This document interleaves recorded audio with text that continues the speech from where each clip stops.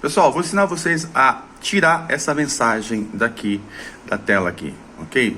Você ligou seu computador e ele apareceu essa mensagem aqui. É bem simples de tirar isso aqui, beleza? Se eu apertar Enter aqui, ó, vai aparecer essa tela aqui de novo e não vai, ok?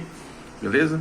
Não vai canto nenhum. Então vamos ensinar vocês a tirar essa mensagem aqui. Deixa eu só reiniciar o computador aqui. Ó. Desliguei e aperta F2, ok? Ok, vem para BIOS aqui, ó.